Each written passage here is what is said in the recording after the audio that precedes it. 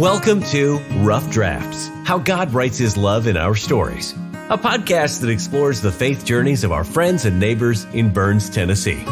Everyone has a story to tell, and in this podcast, we'll hear powerful and inspiring stories of how God works in the ordinary lives of people like you and me.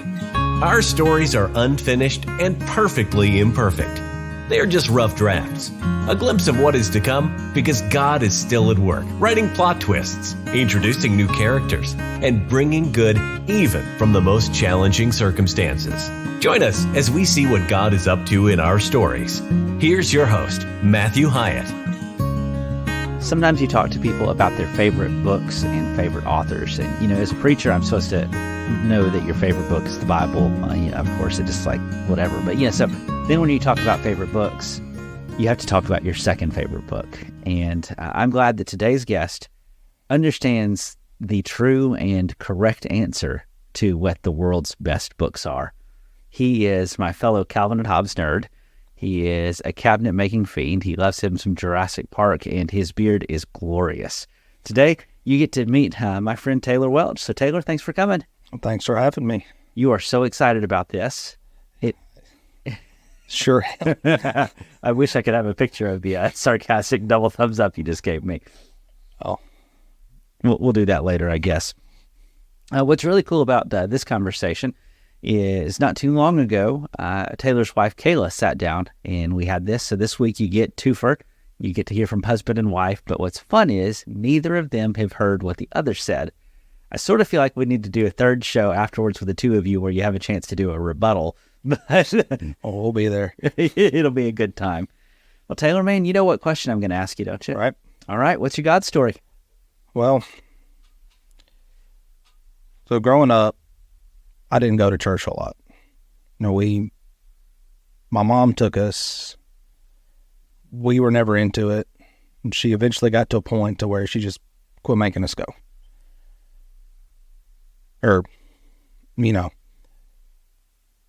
So I never felt just a strong sense of faith. And to be honest, never really fully understood what faith was until somewhat recently. If it helps, I'm not totally sure I fully understand that. So, just didn't really grow up in the church.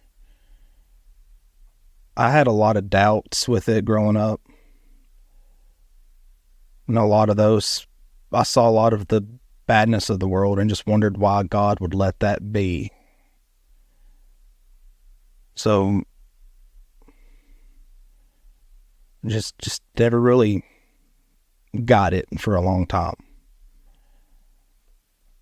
So, and none of my friends really had faith. One of them, which from not really friends anymore, is just a very strong atheist. Yeah. So I just didn't really have a push in that direction. So, I just didn't click for a while. Yeah. I think that happens a lot. Well, as I started getting into middle school, I started getting bullied a lot. I don't feel like I ever did anything to anybody to make them hate me. I was just an easy victim. I let it happen. And it only got worse through high school. And I never felt like I could talk to anybody about it. I felt like I'd be a burden at home if I told anybody about it. And it was more emotional and verbal than anything. Right. I would have preferred it being physical. Yeah, you could solve that pretty quick. I had a bully. He used to hit me all the time. Well, I reared back and hit him as hard as I could, told him to quit. Never bothered me again. Yeah. I could have dealt with that, but the nicknames, the insults, the worst of it was people telling me that I should kill myself and that nobody would miss me if I was gone.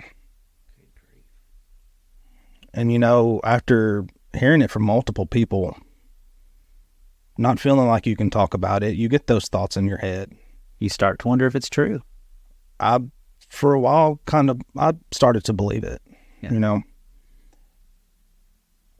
And I can remember a day in school that they hand out the little pocket Bibles. Yeah. So I got one of those. I would carry it around. Sometimes I would try to read it, try to get a sense of faith. Still never really clicked. But there came a day, I feel so weird telling you this because I've only ever told 2 people. And that was a few months ago. And this was like half of my life ago. Yeah. Now I'm telling everybody. It's all right. There's only 2 listeners. Yeah. Thanks, Mom. I had a knife I'd got for Christmas. It was one of those little multi-tools. I took the blade out and I ran it across my throat. Just wanting that pain to end. Yeah. And of course, it was dull. It didn't even leave a scratch. Nobody ever knew I did it. But I closed the knife. I did it in my bedroom. I laid down and I just cried. Yeah. And when I finally got done, I threw the knife away. I didn't want it anymore. Because I felt pretty sure that if I didn't get rid of it, I might try again. You'd use it someday. And try a little harder. So that happened for a while. That feeling, that kind of loneliness, the hurt. Well, I remember one day in high school, sophomore year, sitting at lunch, one of my friends noticed a girl sitting next to us. Me and him sat by ourselves. All of a sudden, the whole softball team sat by us. Nobody we ever knew. He noticed one because she was nosing a book, studying. We had sat by them for 2 months. We'd never heard a peep out of her. And it was Kayla. And I looked. This is going. So he said something about her, and one of her friends told her to say hi. She just kind of waved, said hi. And that moment, for the longest time for me, I didn't understand it for a while, but something just clicked. And I've told her many times, that moment is what made me believe in love at first sight. Aw. I thought it was when you and I met. That was second. Okay, it's not that. But then here recently, I started thinking of that moment a little differently. Yeah. And it's through listening to, I think it was Debbie Martin's episode of this podcast where she was talking about God nudges. Yeah. And I feel like that was a little nudge for me saying, hey, something's different here. It's going to be all right. It's kind of a weird moment for me, not believing, but wanting to have something to hold on to, really. What's so cool about this story, though, is this is a smile and a wave. I mean, it's not like y'all, you weren't making out. Right. Like you didn't marry her. She didn't walk over and promise to give you babies. Right. It was such a little thing, but it was huge. And that was our only interaction that whole semester. Really? She and I never had a class in high school. It was a chance meeting. Yeah. Yes and no chance meeting. Right. The following semester, she had her lunch group was a bunch of seniors that had home ec. So every so often they would cook and just eat what they cooked for lunch. So she'd sit by herself. So I asked her if I could sit with her. So I'd sit with her on those days. I developed the crush, eventually asked her to go out with me, and she turned me down. What'd she say? She was too busy with classwork, softball, which she was. Yeah. I was not the only guy that had asked her. There was a few that I could remember that liked her, but I was the only one of those that didn't just quit being her friend. Yeah. And for a while after that semester ended, I didn't really see her much for 2 years. Senior year, I was dating another girl. That thankfully didn't work out. We were not good to each other. Yeah. But she had a class with her, Kayla. So I would go in that classroom in the morning and I would just pick on Kayla. So it wasn't long after she and I broke up, me and Kayla got together. And I remember one day Kayla and I were hanging out at her aunt's house because her aunt had a swimming pool. We were swimming. She asked me if I believed in God. I told her no, because at the time I didn't. Yeah. Because like I said, I couldn't get past all the bad stuff that I could see in the world. I couldn't get past the ways had dealt with for a long time, what I was feeling. Well, as we got engaged, she wanted me to come to the church because this church specifically, she wanted to ask you to marry us. She told me, I want you to at least meet the preacher. She said, wanted me to come at least until the wedding.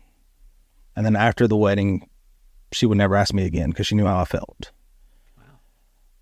I remember the first day I walked in the doors of the church, felt like I was walking into my own home. Oh, wow. There were just so many people. It was almost overwhelming, the people had never seen before that greeted me like I was family. And it just kind of lit a spark in my faith finally that has only grown. Now, I think some of the biggest impacts that early on would be you and Leslie and John and Kathy, because I know Kathy was so big into doing all the like the wedding showers. One long after our wedding, we were pregnant. She was there with the baby showers. It was a lot. I'm sorry, we have a rule on this podcast. We're not nice to the Gabriels or the Hyatts. We'll cut it out. Yes. Okay. Cut it out. No, that's really cool. I think it was the following Sunday after our wedding, which I'd only been going to this church for maybe 2 or 3 months. Yeah. That I was baptized. That was a big moment. And it wasn't just you. And my dad, yeah. We both got baptized that day, and I think that was the day I really knew, that really clicked to me, that it's real. And that was the day my doubts ended. Wow. And life has not been easy since then. Not really. You've had some ups and downs. Right. I think it's important that we're honest about. Let me go backwards for a minute. It's intense for me to hear you tell this story, because since I've known you, you have been a good friend and funny, and you like to pick on me and I like to pick on you. And, you're one of the people I know that if I needed something, I could call you and you'd be there to help at a minute's notice. And, that's you. So if you had asked me what was Taylor's experience in high school like, I would have just assumed you were the guy who had a million friends because you're a cool guy. And I think one of the things that's pretty cool about getting to share stories like this, I think our kids sometimes need to hear that who we are today is not necessarily who we were a decade ago, or half a lifetime ago, or 3/4 of a lifetime ago. Sometimes that stuff is what makes us who we are today. Not that I wish that on anybody, right? But man, and you had told me before about being picked on, and I experienced a pretty good chunk of that too. I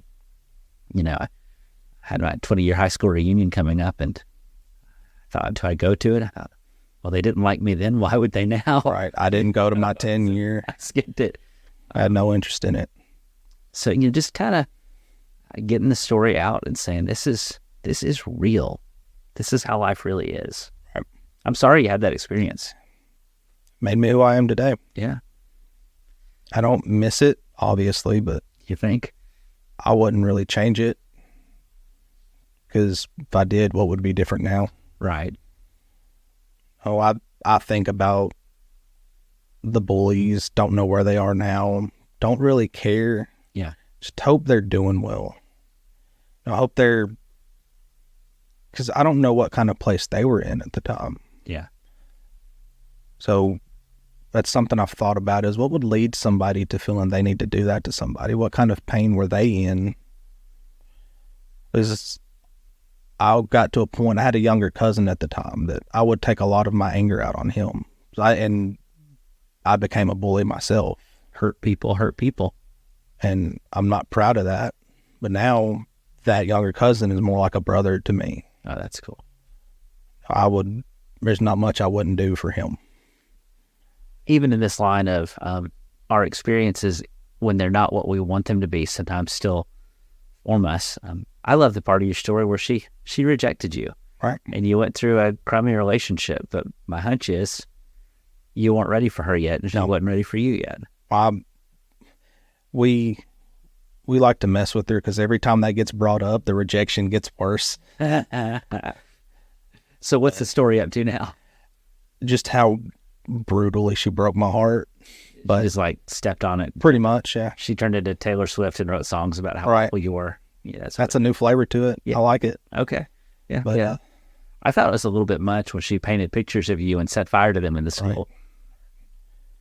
Right. Yeah. She wasn't first. Leslie rejected me at first too, repeatedly. And so the story gets a little better every time we tell it too. She was washing her hair, so she couldn't go out with me. She went into the witness protection program to say no. All those sorts of things.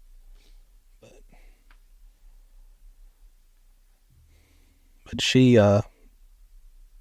pulled me out of a dark place. And earlier this year, a lot of this kind of came back up. I got to thinking a lot about it. And I told her, she saved my life. Because if I didn't have her and eventually find this faith, I wonder if I would be here right now. If I wouldn't have eventually pulled that trigger. Yeah. And my gut tells me I would have. Well, she's a pretty special girl. Been, as of this month, married 9 years. This previous month, Monday, been together for 14. I couldn't imagine not having her. Hey, now, come on. If you keep this up, I'm going to have to air this on Valentine's instead of November, whatever this is. What's cool is you haven't got to hear what she said about you. And she hadn't told me a word. She has said some of the same things about you. And she told the story about, you were baptized right after the wedding, a week after the wedding, right? Right. The following Sunday. But this year, you rebaptized her. That was something I never thought of doing. I never thought of somebody not you doing it. And when you asked me, that was just, it's one of my favorite things anybody's ever asked me to do. And I remember going through it with you, and I don't like talking in front of people. Yeah. I got up there and stumbled over the words, and it wasn't from nerves. I was just so overwhelmed with the emotion of it. When I first asked you, I was a little afraid that you were going to kill me for making you nervous or something. Nerves had nothing to do with it that time. It was the joy of it. Right. I was so overwhelmed with it that I couldn't find the words. I couldn't find the ability to speak for a second. And we were going through a hard time at the moment. Yeah. With the pregnancy. It's pretty scary. We didn't know baby Oakley. Because there was a lot of emotions around that time anyway. And that just piled onto it, but that was the good with the bad. Yeah. And that's life. Right. You don't get to pick. It all comes in one giant casserole, and sometimes there's onions in it. Right. So talk to me about what these last few years have been like for your journey, because your journey doesn't end when you come out of the water. No. Since then, you've had kids. Right. You've lived in a couple of houses. You now have a farm of small, terrifying creatures. Now, I remember something else going through school. I remember everybody having their dream job. I never had that. I wanted a family. I wanted to be a dad for as long as I can remember. We weren't married a year before she was pregnant with Killian. We didn't know what we were getting into. And I had a lot harder time with that transition than I thought it would have. You know, the losing the sleep. I started losing my temper more. I just didn't handle it as well as she did. It's a stressful adjustment. And we got through it. Then I did the same thing. She got tired of dealing with it.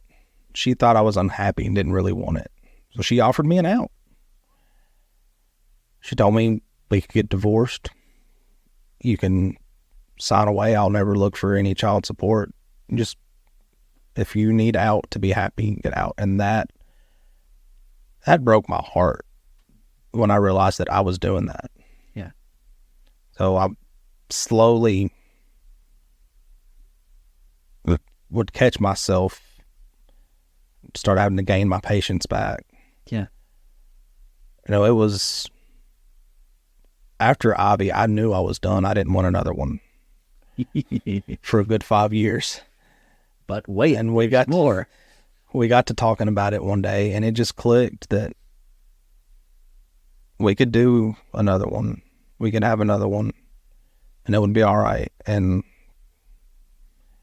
she hadn't threatened to divorce me yet. I've been a lot more patient with this one, and I think going through the difficulties of it really helped, because the difficulties of the pregnancy helped with that, because now she's here. It's just such a relief that she's here. And she's been perfectly healthy since she's been here, when we didn't know what was going to happen. There was a pretty good period of time there where we thought we'd be having a funeral, not a baby shower. And but I feel like Oakley is kind of the piece of the puzzle that's bringing the rest of us together in this family. Because Killian and Ivy are so good with her. Killian can get her laughing harder than anybody else. And it's definitely been one of the higher ups to bring us out of some of the worst downs we've had. Yeah. It's been a roller coaster. I'm not a big fan of roller coasters. No, I can't ride them. So the emotional ones are worse. You're so much worse. And the problem is they don't even have a little sign that says you must be this tall to enter. Right. You just get put on those things whether you sign up or not. Right. But I couldn't imagine my life being any other way right now. It's amazing how it's all worked out. Right. And, one of the things I'm just curious is I wonder what the next stages hold. Yeah.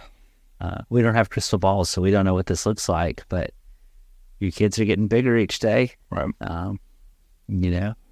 2 out of 3 are in school, some form or fashion. It makes me happy, and this might also not be a good thing, that the 2 bigger ones, all they want to do is play with the preacher's kids. Yeah, that's not usually a good sign. They ask all the time, when are we going to Caleb and Katie's house? They ask me why they don't ever get to spend the night, because they just want to play with Caleb and Katie. Well, the preacher's kind of creepy. That's why we warned you about those guys. And we've been, I've not been the best about getting them to Sunday school. Yeah. We're working on that. I'm trying to teach them early on, get them a sense of faith, because it's my biggest fear for either of them, any of the 3 of them, to go through what I went through growing up. And we've already seen some bullying with Killian, and I see so much of myself in him. Yeah. It terrifies me. And you want to do whatever you can to have him be, well, you want to protect him from it. Right. But unfortunately, the reality of the world is that's not an option, because unless you live in a cave your entire life, right, which is not a fantastic option. The Wi-Fi is really bad in caves. Trying to teach our kids to be resilient. But the problem with that is, one way I find out if they're resilient is I see what happens when they fall, and I don't want them to fall. Right. It stinks. My biggest thing too is I want them to not have that fear of talking about their problems to us, because I was scared to tell anybody what I was going through. I was scared to be a burden. I don't want them to feel like they're ever a burden to us. But so we are working more on them having a relationship with God and getting them to do involved in some of the other extra stuff with church. Like we just did the trunk or treat the other night. Yeah. I was so proud of them that night because I couldn't hardly give candy to anybody because we had one of them on each side of the table giving all the candy away, and they were so excited to do it. I love seeing our kids hand out candy on Halloween. I mean, nothing wrong with kids trick-or-treating. I love it. That's fun too. I mean, if I don't do that, I don't get to take the dad tags or the Milky Ways. Right. But watching them hand out candy is so much cooler. And they were both so good about it. Killian was being especially generous. I had to tell him to slow down, not give as much so he wouldn't run out. Yeah.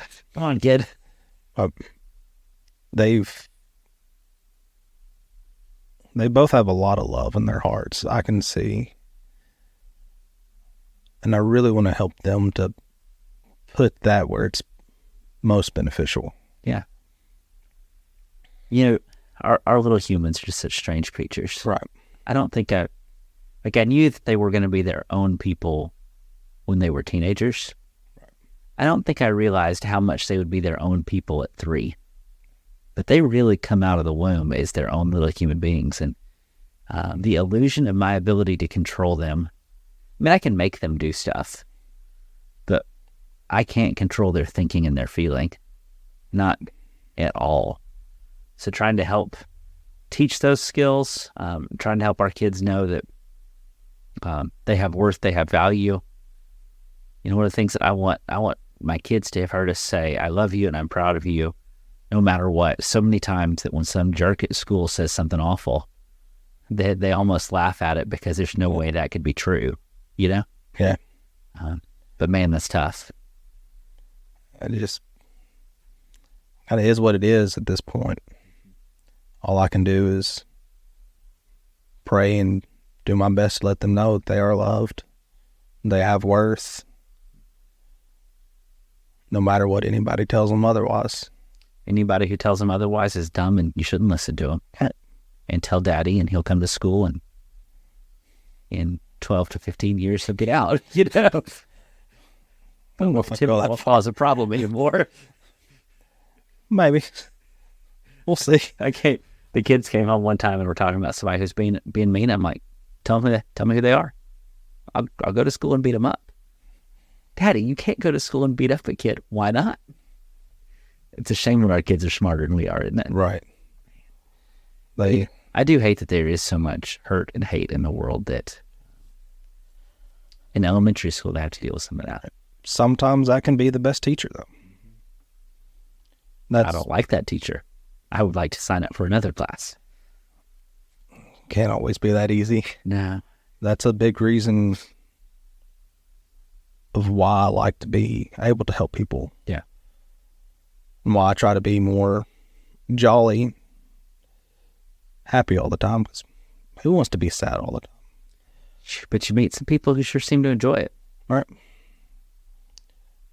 I've had enough people trying to bring out the worst in me. If I'm any other way, let them win. I'd rather not do that. And the older I get, the more I think about it, the more I want to bring out the best in people and help in any way I can. And not always done the best at that, but it's a good goal, even if you don't hit it all the time. Right. Again, I think about y'all's last couple of years. Kayla's mom had some major health stuff. Oakley had major health scare before she was born. You guys have moved. She's had some job changes. You've got your beautiful family farm, which doesn't add any stress or chaos to your life. What have you learned through all of the muck and the mess for the last couple of years? That just no matter what happens, I have really just learned what's most important to me, who's most important to me, that they're there.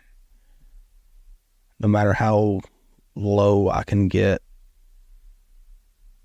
they'll be there to help build me back up. It's always good to know who's on your team. And I've learned a lot more about chickens than I ever thought I would know. Yeah. I told her she was the one who wanted the farm. Yeah. I didn't care one thing about it. I would kill somebody over any one of those chickens at this point.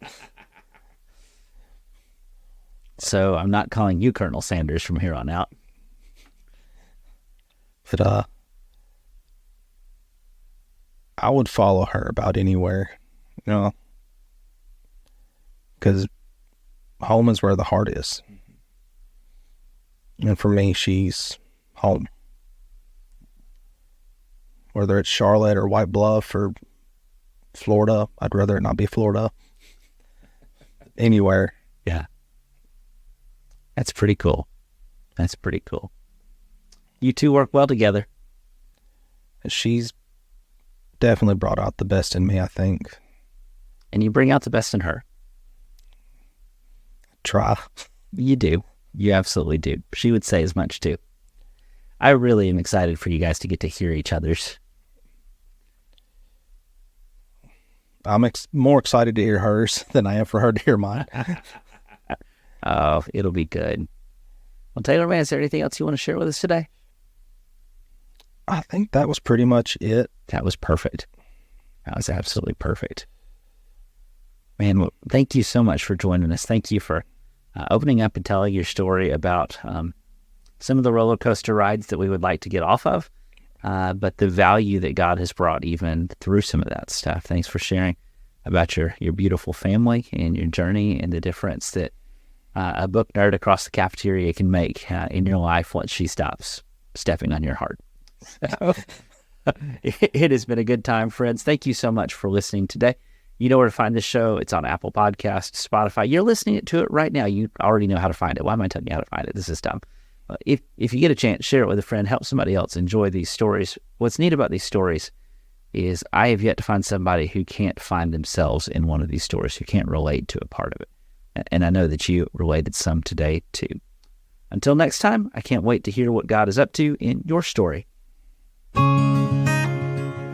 Thanks for listening to Rough Drafts. Be sure to subscribe so you don't miss a single episode. While you're at it, help us spread the word by leaving a rating and review. Until next time, let's keep looking for how God writes His love into our stories.